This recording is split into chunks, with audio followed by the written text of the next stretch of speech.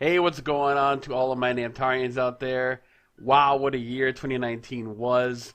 We had a lot of games, and despite people saying it was a down year for games, I do not believe that to be the case. There were so much great games that came out, so much games that were just unexpected and things that took me by surprise. I played games, some of them old, some of them new. I just had a solid time, and it was probably the most co-op games I have played in a very long time. So, without further ado, here's going to be my top 10 games of the year. Now, we do have some honorable mentions right here. I just want to throw in Division 2, a fantastic sequel to the original game. I really had a good time playing it. Marvel Ultimate Alliance 3 was everything I wanted from a sequel. And, of course, Judgment. Now, we have Yakuza 7 coming out next year with some turn-based combat goodness, but Judgment was a great spin-off, and it was well told. So without further ado, let's get into the top 10 games of 2019. And I know right off the bat this isn't going to make this list very popular, but I have BioWare's Anthem. Now, Anthem's gameplay was built off of Mass Effect 3's incredible co-op multiplayer, where 4 players would pick a character class, choose a loadout, and engage in fights across different small maps. It was expansive, had a ton of depth, and really pushed Mass Effect's combat into the stratosphere. BioWare took that experience, wrapped it around a brand new system, a new engaging control system by controlling these javelins. It was so much fun. I absolutely loved the gameplay and the world of Anthem. And yes, it launched with some problems, but as of December, they've improved so much of the various issues, and I firmly believe that BioWare can turn Anthem around and really bring out more of this great world. Oh, that in-the-air mortar, Kobe! Kobe! Everything just stacks, and it keeps every aspect of the game interesting, because everything you do at the bottom level helps like reinforce the stuff above it, but then all the machinations of the story from up here trickle down and enrich everything on the way. So it's just like we built up a fucking house of pancakes, and someone's just pouring that sweet Aunt Jemima syrup, and it's just ooh-wee. The whole thing ends up being delicious. Finnish developer Remedy has a reputation, a style, a distinct voice when it comes to the games and worlds that they create. Excellent third-person action and gunplay is their trademark. Bizarre, unique, and captivating worlds, story, and lore are never far behind. A marriage of two different ideologies which have produced some of my favorite experiences in gaming. Control was their latest foray into the strange, and their trademark marriage of story and outstanding action come together in grand fashion in Control. An absolute classic. I love this game. I cannot wait to see what the DLC has in store in 2020. Oh my god. Hello, darkness, my old friend. I often see from you again, and I see my vision leaving, and the light is gleaming, and I'm sorrow in my dreams. In my dreams, it's the sound of silence. Nature Calls, it's in the back. The opening moments of Devil May Cry laid the foundation for what has become a classic action franchise. A bad sequel here, spin-off game there, and Devil May Cry would ultimately go dormant for several years. Thankfully, Devil May Cry came back in the excellent Devil May Cry 5, which picks up where 4 left off more than a decade ago. This game is true action. It is true satisfaction to people who've waited this whole time to see the return of the Dante they know and love, with Nero and V and all the spoilers that come with it. I absolutely love Devil May Cry 5. Now seriously, who could forget the best theme song of the year? Pull my double trigger, everybody. Please, I'm not gonna mind. Thus ended your requiem.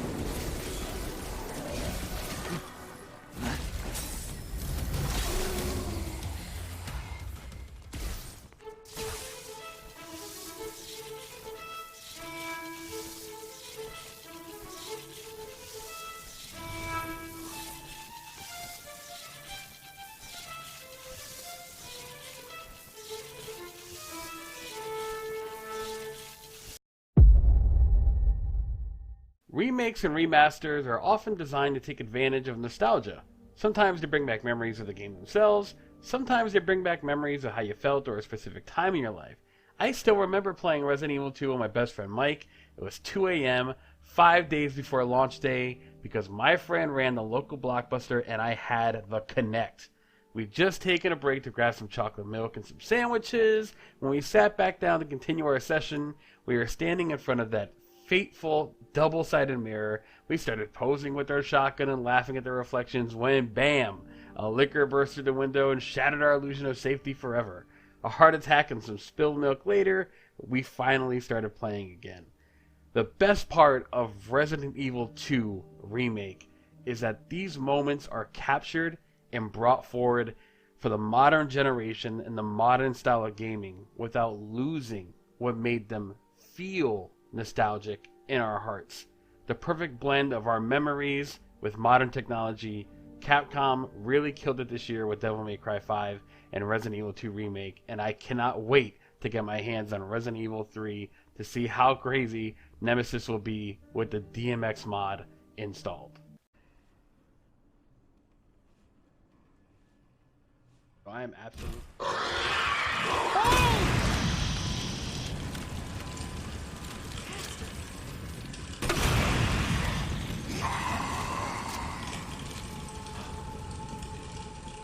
I didn't see him!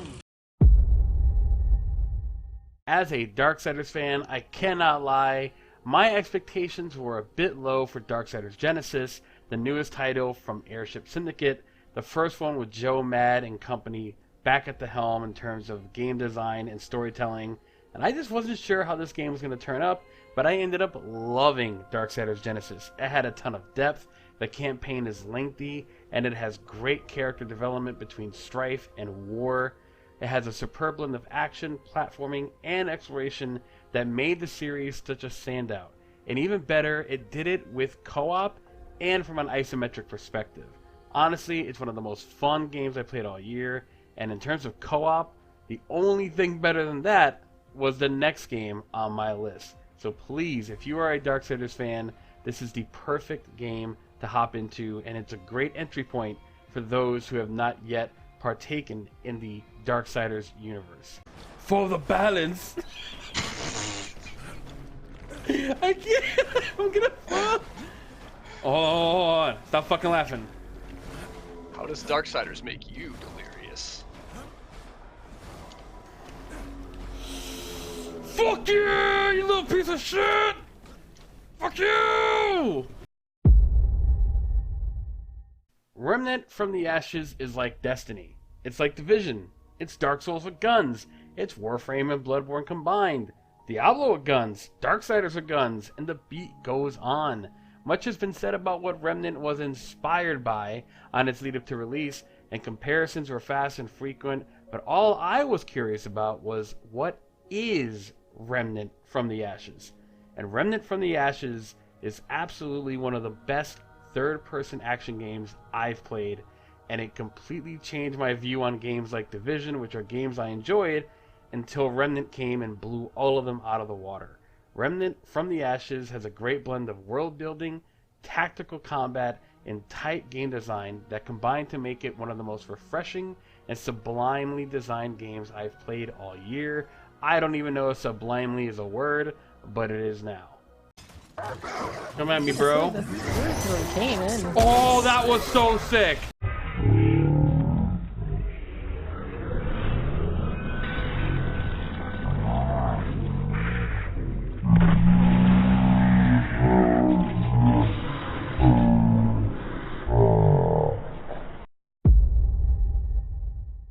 Years ago, back when I was just a filthy console player only, I used to watch my friends play Total War on their computers, and I would admire them from a distance. Back then, I barely knew how to use a keyboard and mouse, let alone micromanage thousands of troops in a real-time battle. Instead, I chose to stay on my consoles and relish my moments with games like Dynasty Warriors. I would still get the historical flavor my friends loved about Total War, without any of that weird, turn-based, quote-unquote, boring gameplay Total War provided. Alas, that was years ago, and back then I was a fool of a took. As the years gone on, I became more in depth with PC gaming and learned to embrace it and love it. And Total War is one of those franchises that once I got to understand it and once I was taught the ways of the grand strategy and the real-time strategy, I was completely hooked.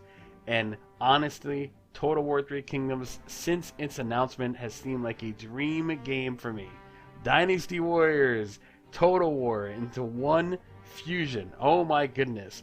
So whether you fancy yourself a Dynasty Warrior or a Crusading King, the absolutely stellar Total War 3 Kingdoms has so much to offer new players and returning series veterans alike. I cannot recommend this game enough. It was absolutely fantastic.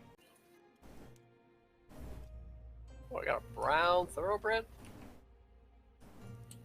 Yeah, it's called Namtox.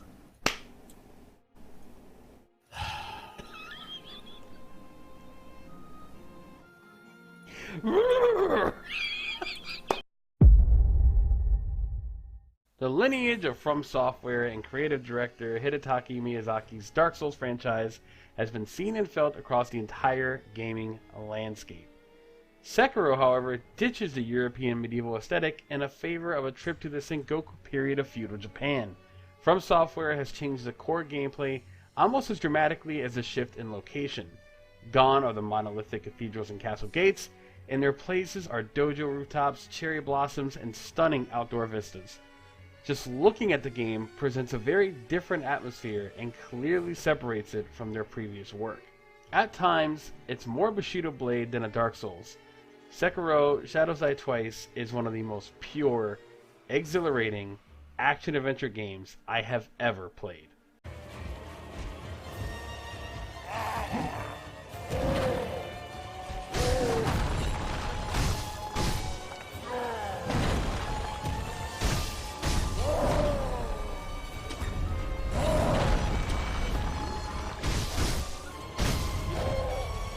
Let's go, baby! Let's go! Yes! In late April, we all saw the culmination of a universe that has been expanding for over a decade, with gods, heroes, and villains intertwined in an epic battle spanning several years. What started off as a small franchise grew and expanded over the years to reach much more ambitious heights. The last release brought a definite end to what's come before, while it also teased the possibility of a new beginning going forward. Now, this may seem like I'm describing Avengers Endgame, but I'm actually referring to another huge pop culture phenomenon that is Mortal Kombat. Mortal Kombat 11 was the latest title from the team at NetherRealm Studios, spearheaded by series co-creator Ed Boon. Mortal Kombat 11 is a huge love letter to die-hard fans of the series, while also bringing enough changes to the core gameplay and mechanics to provide a little bit of something for everyone. Mortal Kombat 11 not only was my favorite game of the year, it's one of my favorite fighting games I've ever played. The gameplay systems and mechanics, the focus on footsies and spacing, and on top of that, changing things like the old X-rays and getting rid of the combo breakers using meter and shifting the fatal blows to the systems. I just loved all of those mechanics. I had a great time with the Towers of Time. I love the co-op towers. They're so much fun. A lot of genius ideas in the crypt, and absolutely, without a doubt, it was my favorite storyline in any form of media this year. I'm talking movies, TV, whatever you got. Mortal Kombat 11 had me in my seat from beginning to end, and I cannot wait for them to make another one just to see if they abandon Mortal Kombat and where it's come from before, or if they take the ending of this game and take it in a whole different direction. Either way, if this is the final Mortal Kombat game as we know it, I cannot think of a better way to end it. Mortal Kombat 11 was my personal game of the year. Now I just want to thank all of you who watched this top 10. I could not do it without all of you. Personally, I had a lot of goals that I hit this year. We blew by 1,400 subs. We are at 1,600 right now. Over 600 followers on Twitch. I'm getting so much good feedback and good people from Discord and Twitter, and I just surrounded myself with positive people. And I found out that I'm going to be a father come May 2020. So who knows how much games I'm going to get to review. Big shout out to my Rectified Gaming family. We've done so much great work together. So many great reviews, and 2020 is going to be even bigger. We have new consoles on the horizon. I cannot wait to write some more and make bigger articles and grow as a writer and as a reviewer and as a YouTuber and person in general. So I hope every one of you has a great new year. I hope you all had a great time enjoying all the content that I put out for you this year, and it's not going to stop. If anything, it's only going to keep growing and getting bigger, and I cannot do it without all of you. So huge, huge love to everyone who watches my videos, leaves comments, likes, whatever y'all do. I appreciate it. So have a great new year. I'll see all of you soon with Yakuza 7 and Dragon Ball Z Kakarot. And I hope you enjoyed my top 10 list. Have a good one, everybody. Be safe and enjoy the holidays. Type. Fight. Oh, it's over now. Oh, the mix-up. The mix-up. Watch the mix-ups. Oh my god, the mix-up. Oh my god, I'm going for the flawless. I'm going for the flawless. Oh my god, I'm going for the flawless. Let's go! Let's go! I am Namtox. This is Fight Club. That guy's salty. That's it. I'm done. I'm going to sleep. I'm going to sleep real fucking good tonight. Everyone clip that. I just want to wake up tomorrow to some clips of that, because that is how you end the motherfucking stream.